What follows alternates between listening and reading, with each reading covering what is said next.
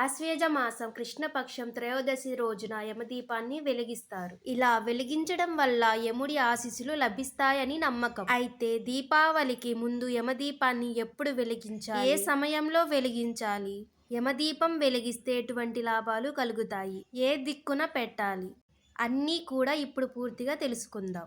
ధనత్రయోదశి రోజున యమదీపాన్ని వెలిగిస్తారు. అయితే త్రయోదశి తిథి అక్టోబర్ 18 శనివారం మధ్యాహ్నం 12 గంటల 18 నిమిషాలకు ప్రారంభమై అక్టోబర్ 19 ఆదివారం మధ్యాహ్నం 1 గంటల 51 నిమిషాలకు ముగుస్తుంది. అయితే ఈ తిథి ప్రకారం అక్టోబర్ 18వ తేదీన శనివారం ధనత్రయోదశిని జరుపుకుంటారు. ఈ రోజున యమదీపాన్ని వెలిగిస్తారు. ధనత్రయోదశి రోజున యముడిని లక్ష్మీదేవి, కుబేరుడు, వినాయకుడు, ధన్వంతరి దేవుళ్లకు పూజిస్తారు.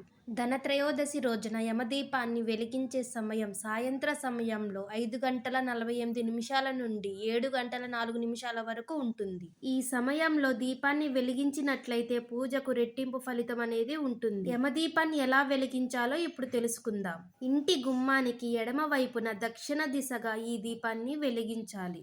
ముందుగా కుబేర ముగ్గును వేసుకొని పసుపు కుంకుమ వేసుకోవాలి. ఆ తరువాత తమలపాకు పెట్టి దానిపైన గుప్పెడు ఉప్పు గాని లేదా 3 గుప్పెడులు గాని 5 గుప్పెడులు గాని వేసి దాని మీద దీపాన్ని పెట్టి వాటికి కూడా పసుపు కుంకుమ వేసి నువ్వుల నూనె లేదా ఆవాల నూనె వేసి దీపాన్ని వెలిగించాలి. ఆ తరువాత సాంబ్రాణి చూపించి బెల్లం పెట్టి హారతి ఇవ్వాలి. పువ్వులతో అలంకరించాలి. అయితే ముందుగా దక్షిణ దిశగా ఉన్న దీపాన్ని వెలిగించి తరువాత మిగిలిన దీపాలను వెలిగించాలి. మొత్తం పూర్తి అయిన తరువాత శివుడిని ఆరాధించాలి. ఎందుకంటే యముడుకు శివుడంటే మహాప్రీతి. శివభక్తుడు కాబట్టి ఓం నమ శివాయ అనుకోవాలి.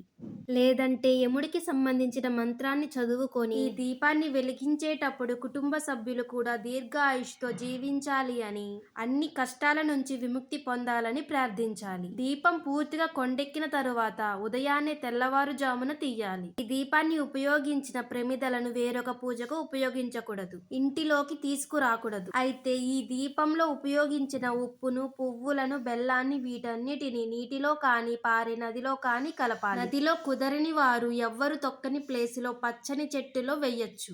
ఇలా యమదీపాన్ని వెలిగించడం వల్ల ఎల్లప్పుడూ ఇంట్లో ఆనందం, శ్రేయస్సు ఉంటాయని, అకాల మరణ భయాలు ఉండవని నమ్ముతారు. ఈ వీడియో నచ్చితే ఒక లైక్ చేసి మన ఛానల్ని సబ్స్క్రైబ్ చేయండి.